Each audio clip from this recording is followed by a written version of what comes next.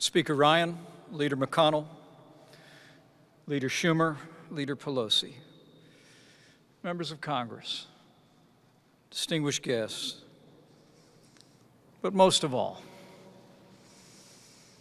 President George W. Bush, Governor Jeb Bush, Neil, Marvin, Doro, and the entire Bush family. It is deeply humbling to stand before you today at the beginning of a week in our nation's capital when we will commemorate and celebrate the lifetime of service and leadership of the 41st President of the United States, President George Herbert Walker Bush. The Bible tells us to mourn with those who mourn and grieve with those who grieve. And today, on behalf of the First Family and my family and the American people, we offer our deepest sympathies and respects to your family. And we thank you for sharing this special man with our nation and the world. Today, President Bush becomes the 32nd American to lie in state in the United States Capitol Rotunda. Soon, Americans from every corner of the country and every walk of life will make their way to this rotunda to pay the respects of a grateful nation. Upon the death of Abner, it is written that King David said, "Do you not realize that a commander and a great man has fallen in Israel this day?" George Herbert Walker Bush was such a man. While he was known as the quiet man, it was not for lack of nerve or daring, for in all of his 94 years, President Bush never lost his love of adventure, and he never failed to answer the call to serve his country. Born into a tradition of public service, George Herbert Walker Bush began his own life of service when he was still in high school. After the Japanese attacked Pearl Harbor in December of 1941, he wanted to do his part, so he enlisted in the United States Navy on his 18th birthday. On receiving his wings, he became the nation's youngest naval aviator and was sent to the South Pacific, where his story almost ended. September 1944, on a bombing raid over Chichijima, his aircraft was hit. His engine caught fire, but he still managed to hit his target before bailing out and being rescued by American forces after some 4 hours at sea. All told, he flew 58 combat missions. And for his bravery under fire, he earned the Distinguished Flying Cross, which would have been enough honor for any American life. But George Herbert Walker Bush was just getting started. After he came home, he staked his claim to a booming post-war America by making a name for himself in the oil business. For 4 years, he walked these halls as a congressman from Houston. President Nixon took notice of the young Texan and asked him to be our ambassador to the United Nations. He led our party during a tumultuous time for the presidency, and after earning the respect of another president, he did the work of a diplomat as the first United States envoy to China and led the CIA. And then, for 8 years, George Herbert Walker Bush served as the 43rd Vice President of the United States. I'm told as he was preparing to become Vice President, he once joked about the job, saying that there was, quote, "nothing substantive to do at all."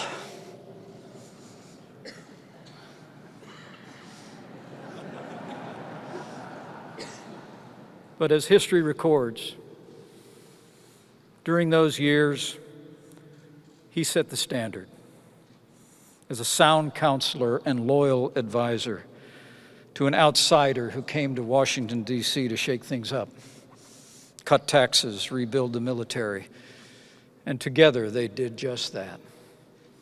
And then, in 1988, he made history again, when George Herbert Walker Bush was elected in a landslide as the 41st President of the United States of America, becoming the first sitting Vice President to win the presidency in more than 150 years of our history.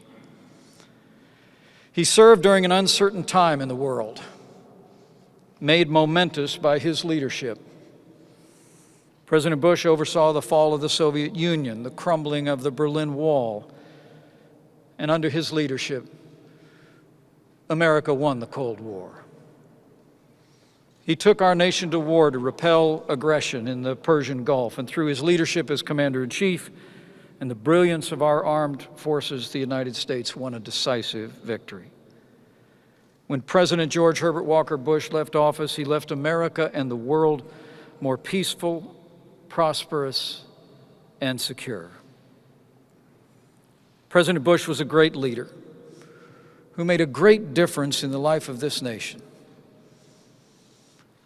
But he was also just a good man who was devoted to his wife, his family, and his friends.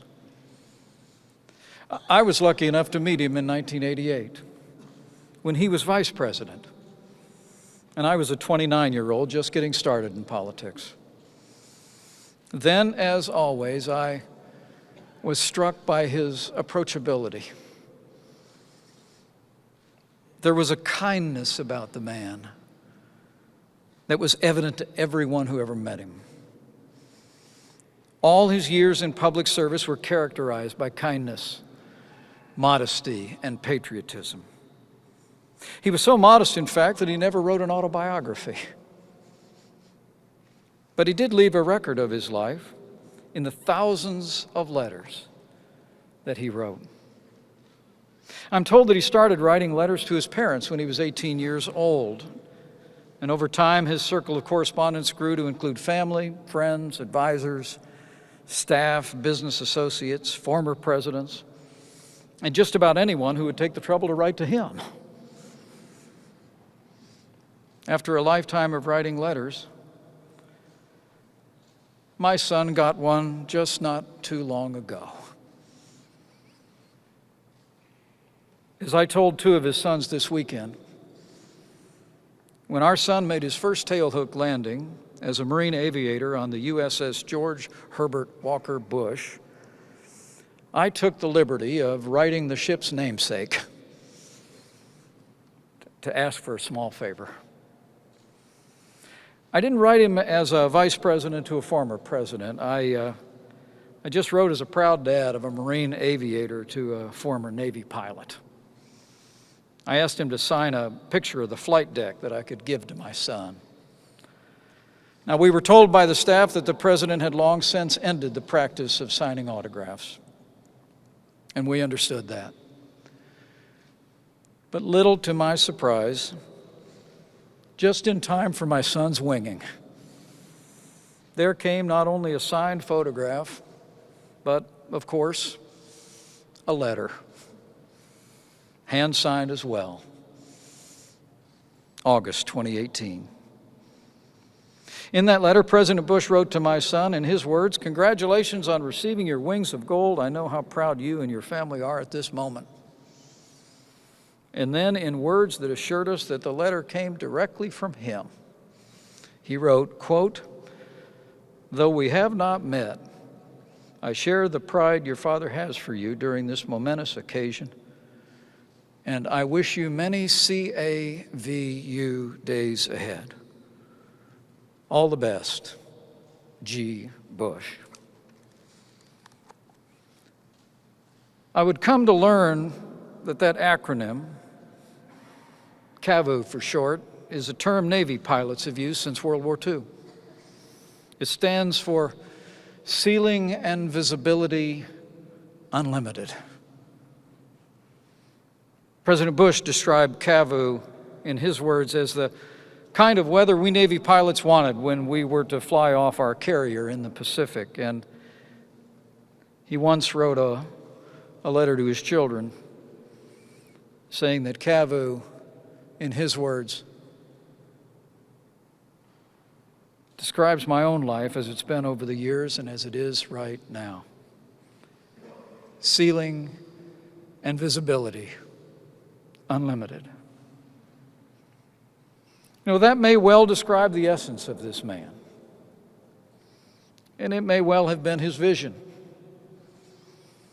the vision he had for his life, for his children, his children's children, and his country. No barriers, no boundaries, no limits. So we mourn with those who mourn and grieve with those who grieve. But we do not grieve like those who have no hope. For President George Herbert Walker Bush had that hope. His faith sustained him throughout his life of service, and we pray that faith will be a source of comfort for all those who mourn the loss of this good man and great American. President George Herbert Walker Bush loved his family, and he served his country. His example will always inspire, and his lifetime of service will be enshrined in the hearts of the American people forever. May God bless the memory of George Herbert Walker Bush. May God comfort his family and friends. And may God continue to bless the United States of America.